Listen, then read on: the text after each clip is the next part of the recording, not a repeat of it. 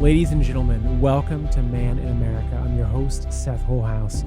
So today, I'm glad to be back in the studio with Dr. Kirk Elliott. We've got some pretty significant updates, and the big thing is JP Morgan Chase made a major move that, in my opinion, is pushing us straight towards some sort of dystopian novel social credit system. So we're going to be digging into this and really an update on the overall status of where the central bank digital currency is at and the social credit system, and whether it really poses a threat to our fundamental freedom. So folks, enjoy this interview with Dr. Kirk Elliott. Kirk, it's great to see you, man. It feels like it's been months. It's only been a couple of weeks. It's good to have you back on. I know. So many changes, and it does seem like forever. It's like, man, where's Seth? What's going on? But busy life moves, studios. I mean, it's just wild as we grow and impact and influence and what God's doing in our lives, right? But it does seem like forever. There's no doubt. Yeah, it's like time is moving faster now, and what used to take 6 months happens in a course of 6 weeks. And so, Yeah. but yeah, I mean, it may look the same because we didn't redesign the studio, but I'm in a whole new studio. I'm across the nation. I'm not going to give out, even the state that I'm in, because I actually had people showing up to my house, like, because people knew I lived in Ohio, and they somehow figured out where I lived. It was really creepy. So now I'm just not going to tell people what state I'm in. But I'm in a studio that's probably 4 times the size of my previous home studio.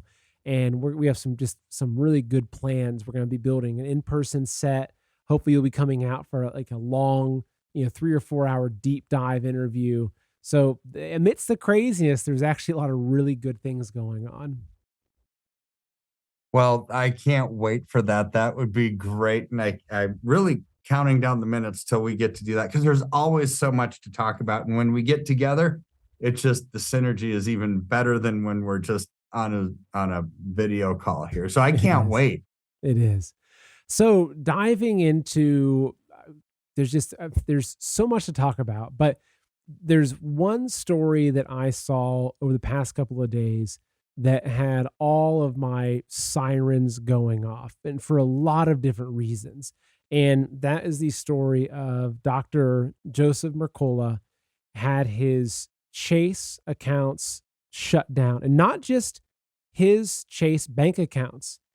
It was the opening paragraph says JP Morgan, and this is at MSN. Well, actually, it's a Daily Caller on MSN. JP Morgan Chase canceled Vax skeptic Dr. Joseph Mercola's business account. Listen to this, and the personal accounts of Mercola Markets CEO, his wife, and the company's CFO. And I think even their children had their accounts canceled, according to documents obtained by the Daily Caller News Foundation. So we also had Nigel Farage, who recently had his accounts shut down because of his relationship with Trump and his political stance. But this is frightening. I mean, you can maybe, you get kicked off of Twitter or your Facebook, you get into Facebook jail. That doesn't affect your life. But to have your bank accounts shut down by Chase, who also just so happens to be the bank that's buying up all these small to medium-sized banks as they collapse, is that a coincidence?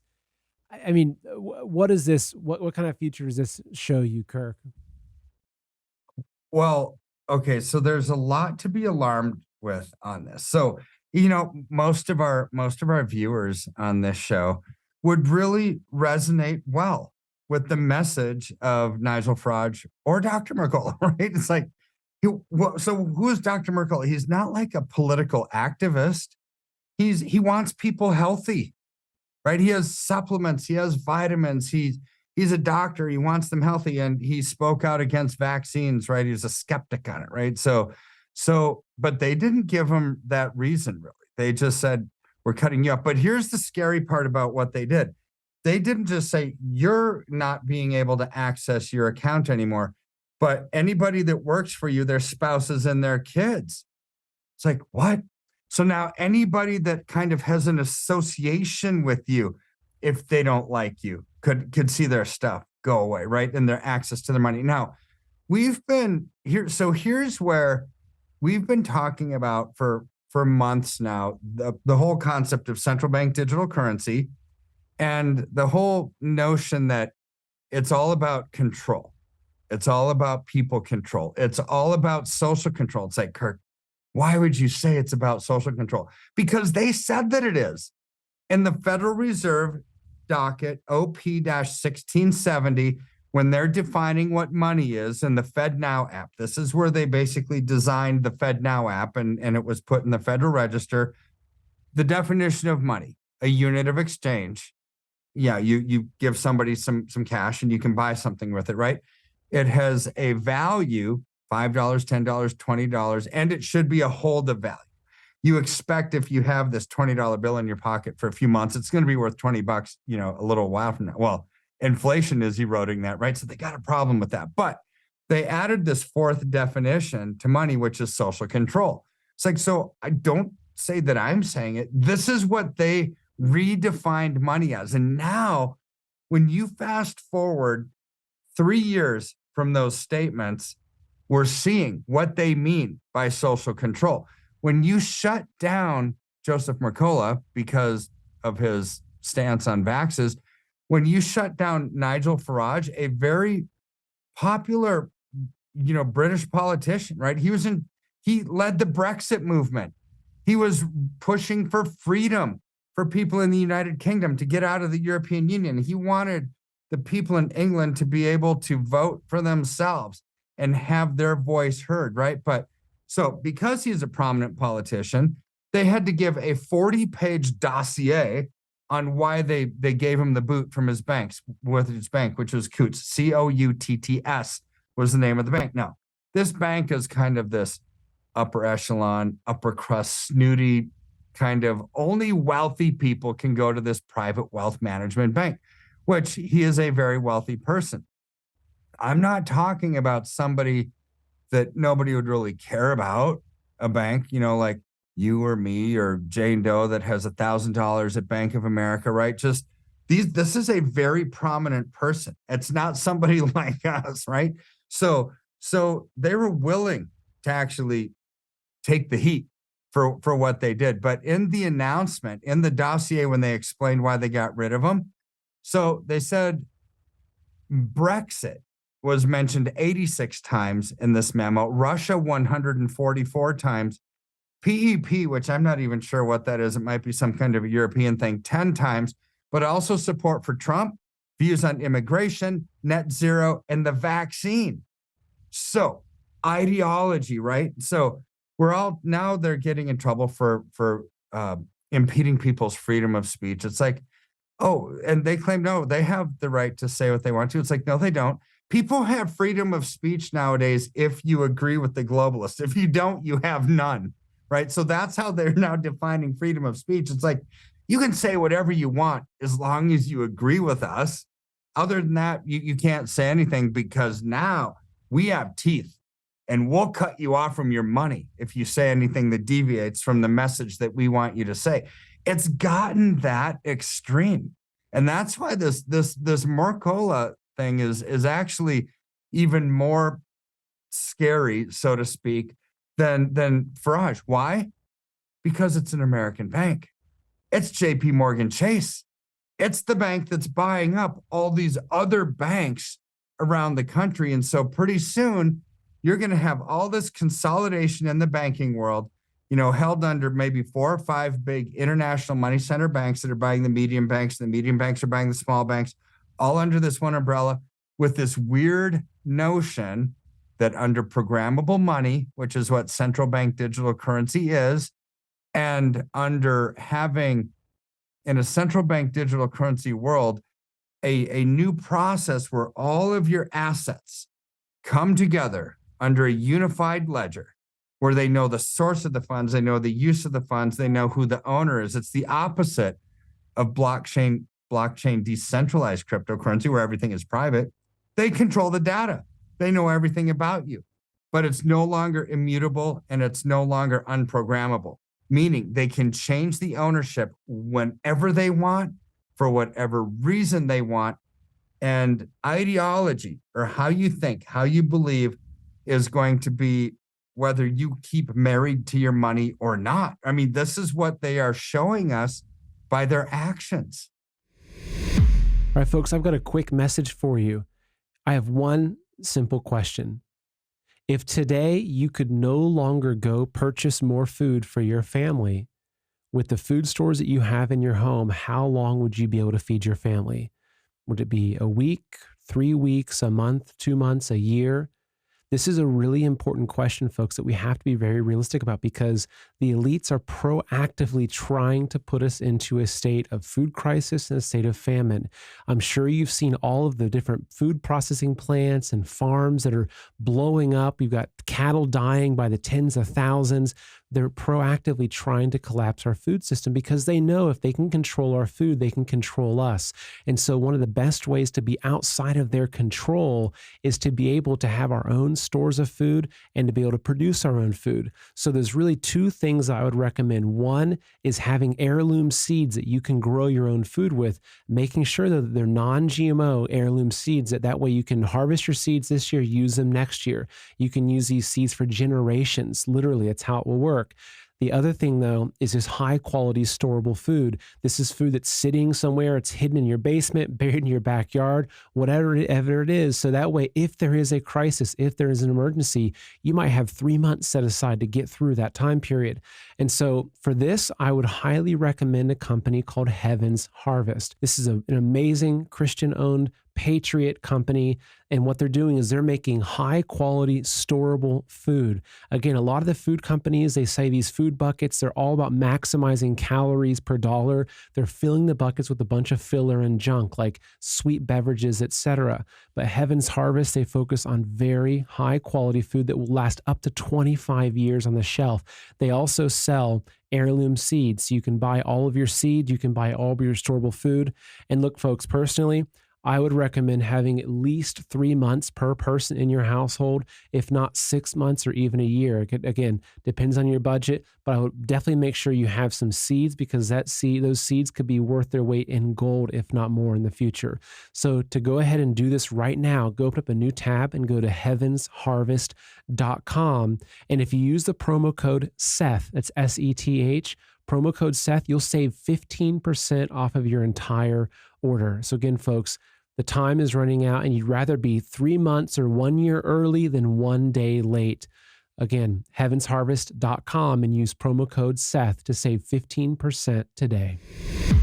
Well, and what's crazy is that, here in America, we believe so much in the Constitution, the First Amendment, the Second Amendment.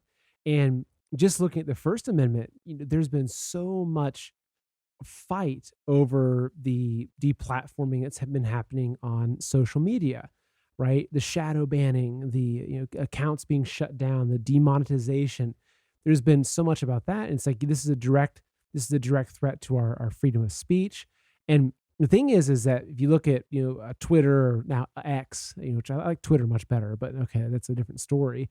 X, yeah. Yeah, X, okay. But if you look at that platform, everyone's like, great, now we can say anything we want to. Well, it's like, well, what happens when they start? Maybe they want you to do that, because maybe the next step of this is this social credit system where it's now going to be, you're going to all of a sudden get a message from your bank saying, look, based upon your recent social media activity, and here's some screenshots of those 4 different tweets you put out, we're going to have to cease doing business with you. I mean, what's going to happen to me? I mean, I'm certainly on some list somewhere. I'm a person that's sitting in front of a camera. I'm not just some anonymous, like Trump MAGA 45 or whatever. Like I'm a person that my name is Seth Wholehouse. I'm right here. So this is like what happened with Chase. And I don't want to be a fear monger, but that should frighten everybody.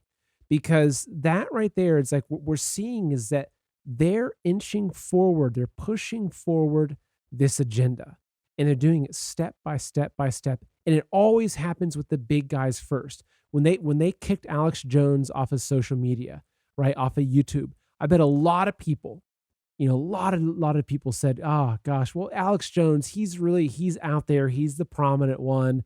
I'm okay." Now look at how many accounts have been canceled. So when they start by going after Mercola and canceling his accounts, it's going to start trickling down until it's like now on YouTube, if you're an average everyday person with a small account, if you post something that goes against their guidelines, you're done. That didn't happen 10 years ago. It's now part of the entire framework. And so what's it going to look like? And is it going to be in 5 years that if you say the wrong thing, it's like, who cares if Elon Musk isn't going to delete your account for talking about something, right? That is deemed unacceptable to talk about, okay, the conspiracy theory. It doesn't matter if free speech is completely there on Twitter. If the banking system is going to use that against you and cut off your ability to access your money or to use that banking system, like this is a whole other world. Like to me, this is like the greatest threat to our freedom. Well, here's the thing. A lot of people said, well, this is going to be based on political grounds and it's like this has nothing to do with Democrats and Republicans. How do I know? Because Robert F. Kennedy Jr., a Democrat, was speaking out against vaccines and out against central bank digital currency as of late, saying this is possibly the biggest loss of liberty that we're ever going to have. A Democrat. And you know what? He's being just like ostracized by the media, right? It's like, wait a second, he's a Democrat, right? But he's not your modern day Democrat. He's like your grandparents' Democrat, right? Like his uncle, right? Where those Democrats, I would say JFK is going to be more like a mainstream Republican today, Yeah. right? Pretty much. And so JFK he's is now following that like a line, far right conspiracy theorist on the yeah, scale. yeah. So he's coming he's coming at it from a voice of freedom. He doesn't like vaccines, right? But yet now he gets his voice eliminated, right, on ABC, saying you can't speak this. He said, wait, I'm running for president. It's like, so what? We're going to tell the people what they want to hear rather than you telling them what you want to hear as a candidate. Evidently, even the Biden administration is cutting him off from Secret Service, Yeah, even running that. for president. You should get that. I mean, so it doesn't matter what political side of the aisle that you're on. It all has to do with your ideas. Are you pro clean energy, pro green energy? Do you stand for a small carbon footprint? LGBTQ plus. LGBTQ stuff. I mean, religious views. I mean, we're seeing Canada right now. See, look what happened to the truckers in Canada. Why did they get shut off from their bank accounts? Because of their freedom of speech, and they were boycotting stuff that was going on with their big caravan, right? So they got cut off. Well, Canada right now is, in my view, more communist than China, right? It's like Trudeau is doing horrible stuff to the people. Even a pastor, being sentenced to prison for 10 years, this is what they're going to face. His son, the pastor's son, was protesting something over 100 yards away from where the action was. They said, nope, you're too close. Now you're in trouble too. It's like freedom of speech goes the way of the dodo bird. And so I saw this article just this morning about it was the president of the Oil and Gas Association in America, very concerned that the Biden administration, because they've said things a couple of times now, are going to use Emergency Powers Act, COVID-19 style restrictions on the energy industry, right? It's like, what can they do? If they claim a climate emergency, what can they do? They can shut off communications. They can shut off anybody who's speaking out against carbon footprints and stuff like that, right? They can shut off your ability to heat or cool your house under a state of emergency, which is what they're calling for potentially. And why would I say that? Because UN Secretary General Guterres a couple days ago said this. He said, global warming, the era of global warming is over. It's like, sweet. But you know that there's another shoe about to drop, because he said, we're now in an era of global boiling. It's like, oh, for crying out loud. It's like, stop using such extremist words. We're not boiling. Yeah, it's been hot the last few weeks. That doesn't mean. So here's where their science is pseudoscience and it's all a bunch of garbage, right? Because they're using this, it's impacting entire economies, economic ecosystems across the globe.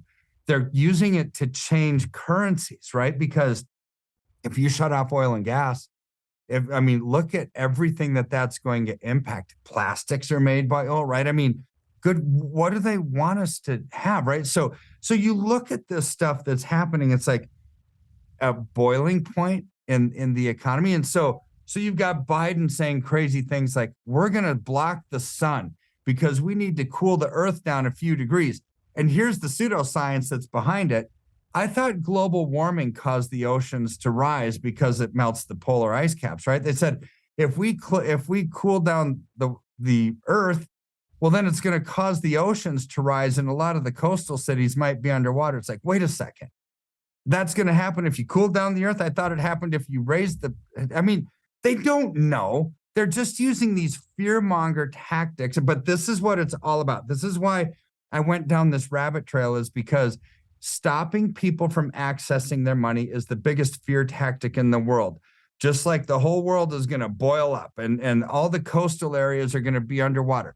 They use fear. They use fake science. They use all this stuff to try to control by fear. That's not how people should be controlled. People shouldn't be controlled at all.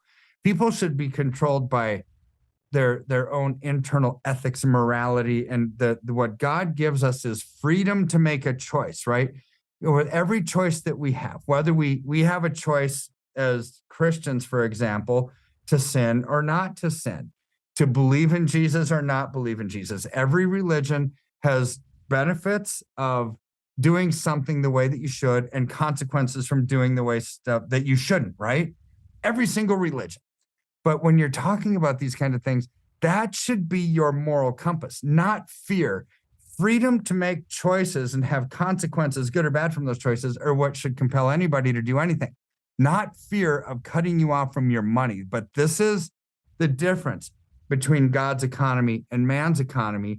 One is motivated by fear, one is motivated by love, right? And so we're operating in our world right now in the system that's motivated by fear, and they're causing people to do stupid things, like literally line up for blocks to have your retina scanned by the WorldCoin orb that Sam Altman wants you to have because they're going to give you free cryptocurrency. It's like, don't do it.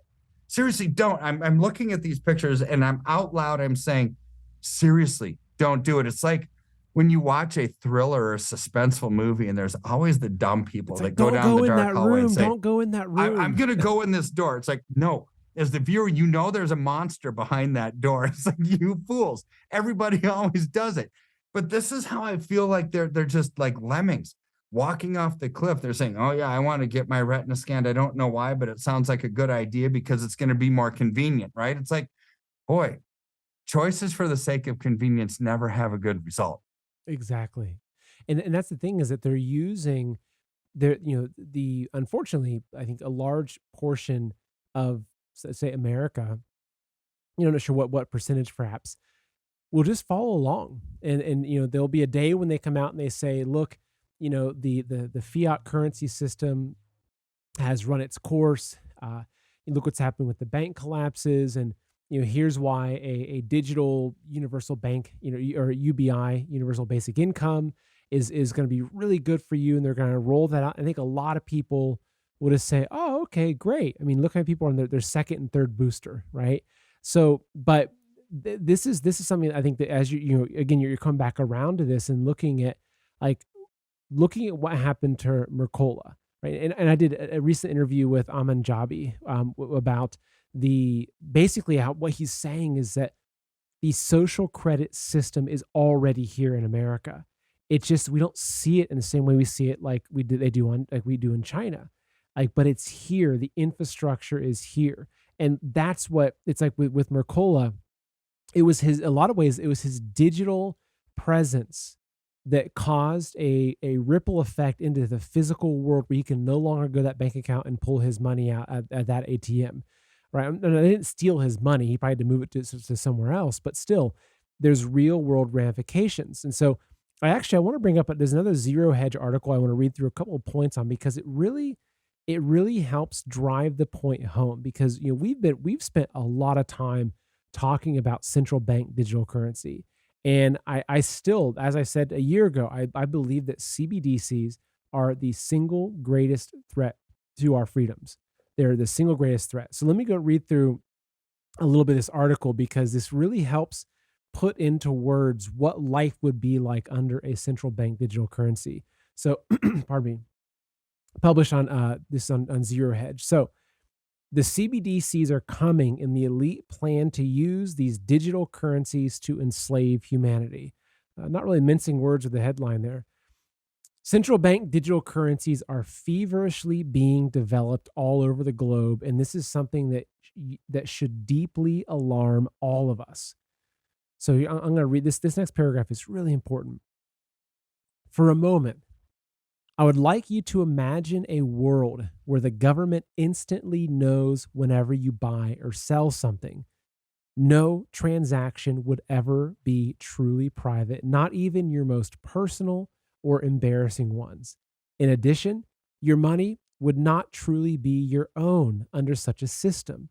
Your access to the digital currency system would be a privilege which could potentially be suspended or revoked with the click of a mouse. All of a sudden, you would not be able to buy or sell anything, and you would become an outcast from society.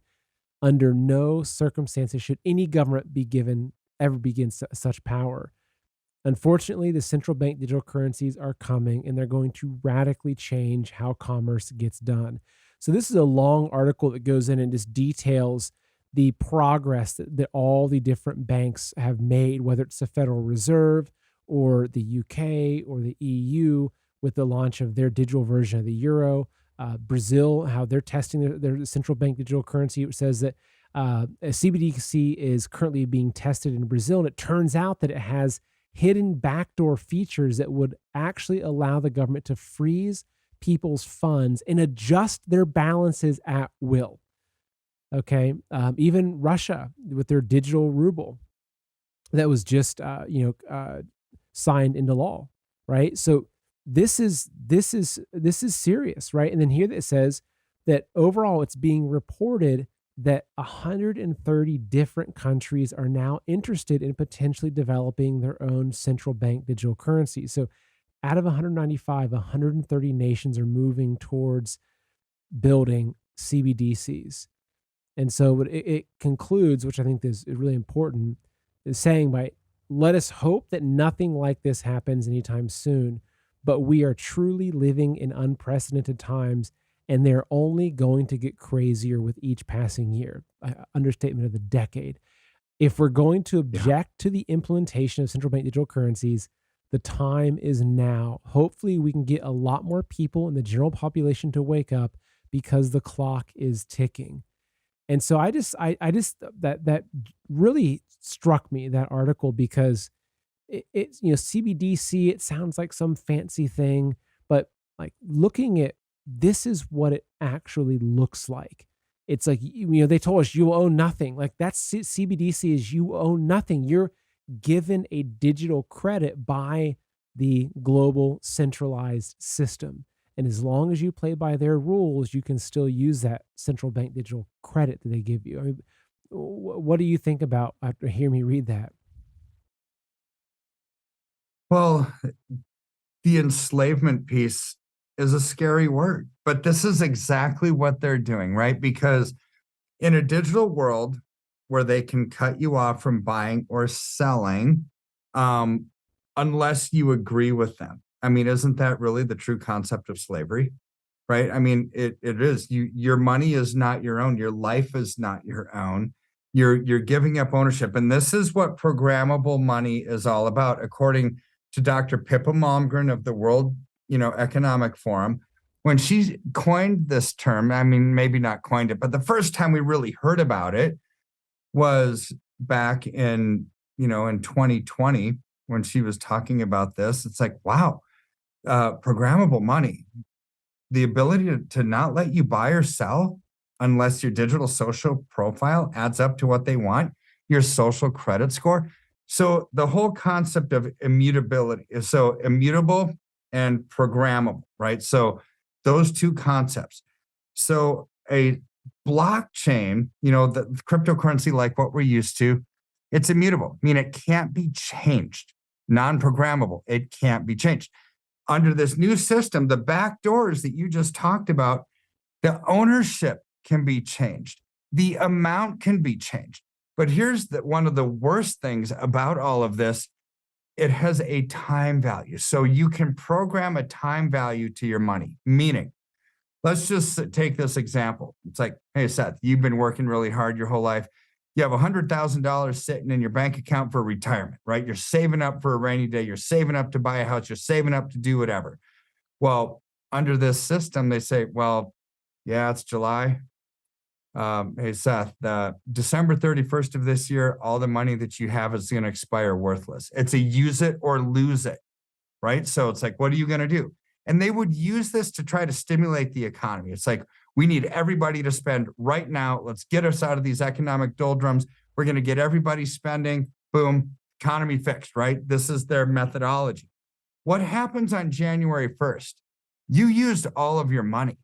Now you're completely dependent on them for your credit and debit system. They control the purse strings, right? So I think the time factor that they can have with programmable money when it expires is so dangerous because it could make people spend their entire retirement. So you're no longer dependent on yourself and savings and hard work. You're now dependent on the government when in their own benevolence, they let you use your money when you want to or when they want to or not. It's not up to you. It's up to them. See, they can use these tricks to try to stimulate or slow down the economy, right? By having a time frame for money. It's a very dangerous concept, which is built in inherently to the programmability of money. Exactly. And something I just as we're kind of rounding out here towards the end, it's just a realization, that I had, because obviously we talked a lot about central bank digital currency. We talked a lot about the de-dollarization and BRICS and about precious metals and just how all that fits together. And it's almost like, when I'm looking to the future, that if I thought life was going to continue normal, say for the next 10 years, and we're going to be slowly recovering, going, back out of the COVID stuff, and, everything was going to get back to normal, I would be treating my own assets very differently. Now, I'm not saying that like I'm a Mad Max person. I think that in a year, like I'm putting everything I have into building an underground bunker with 10 years of MREs and 100,000 rounds of ammo, right? Like I'm not there, right? But I am somebody that, like, I believe conservatively that within the next 5 years, we're going to see significant disruptions to our way of life that will eclipse what we saw with the disruptions that COVID brought about.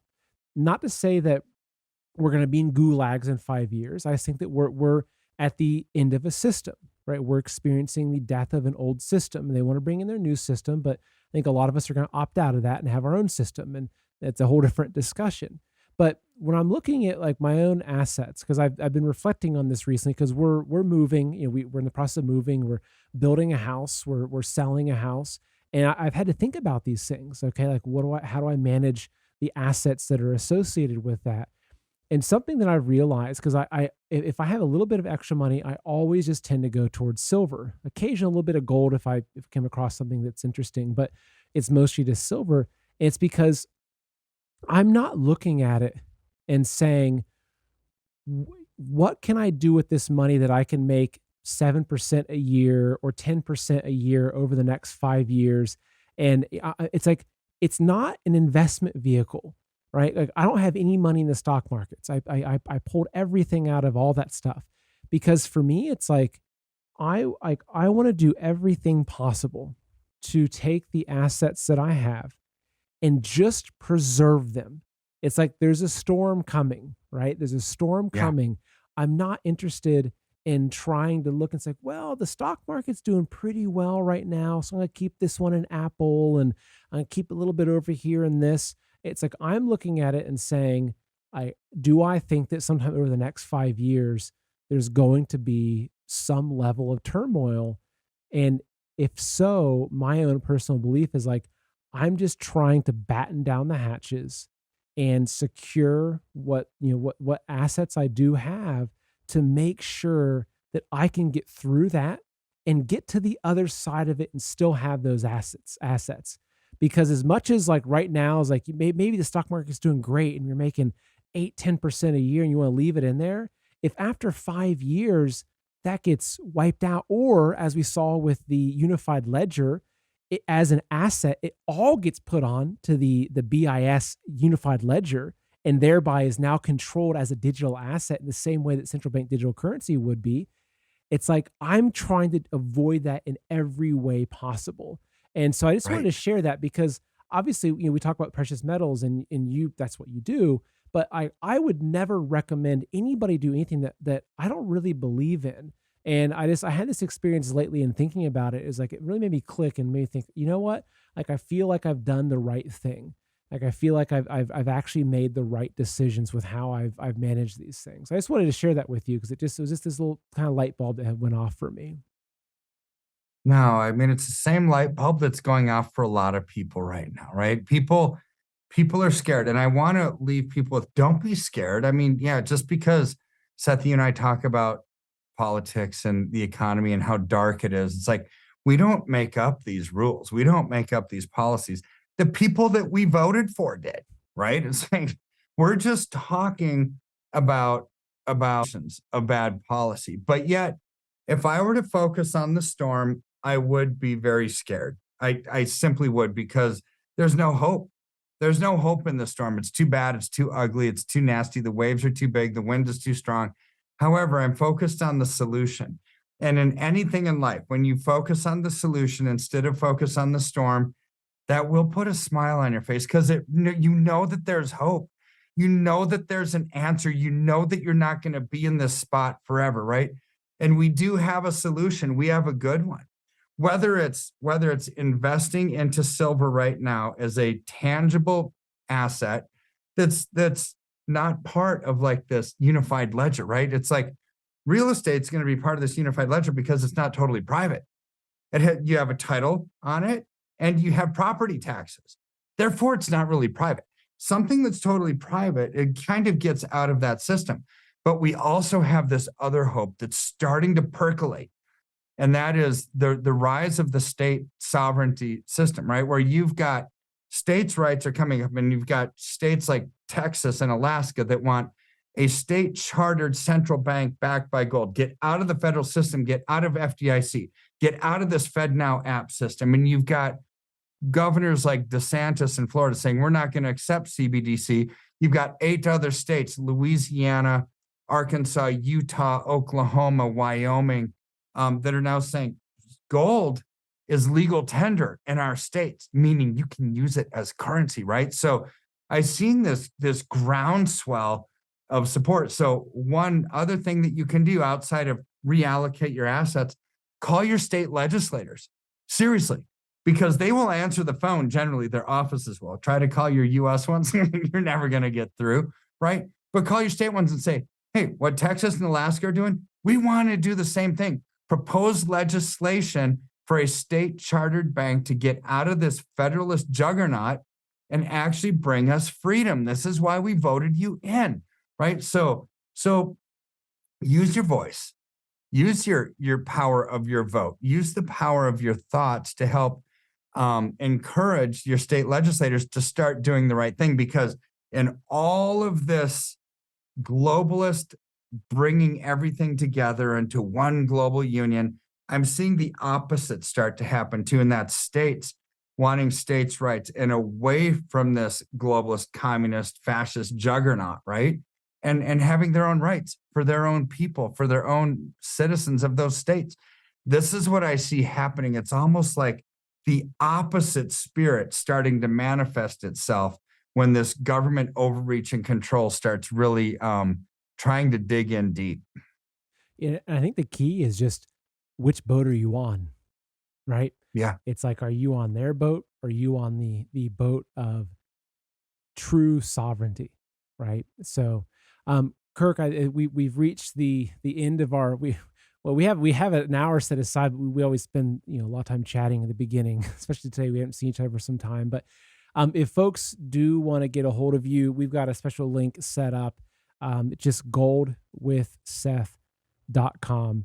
You scroll down, there's a really simple little form you fill out. If you want to talk to Kirk or someone on his team, just do a free wealth consultation, or the phone number is 720-605-3900. And yeah, Kirk, it's as usual. It's great to have you on. I appreciate you being here. And it's funny because I taken a couple of weeks off because of the move, and I saw multiple posts, multiple comments on Telegram and other places, people saying like, "Where's Kirk Elliott?" Like I missed my Kirk Elliott because we do our weekly interviews. So it's like something's up. If I don't, yeah. So I thought that was encouraging though. So. People like what you're doing, and actually, I've gotten a lot of feedback of people that actually have called in and worked with you, and like, gosh, it was incredible. So thank you for what you're doing, and thank you for all the support you've given me. Well, thank you so much for those kind words. I appreciate it, and I'll let the team know, because I do have an incredible team of people who love people, and that's what it's all about. Of people who love people, and that's what it's all about. Exactly. Well, take care, Kirk. Thanks. We'll see ya.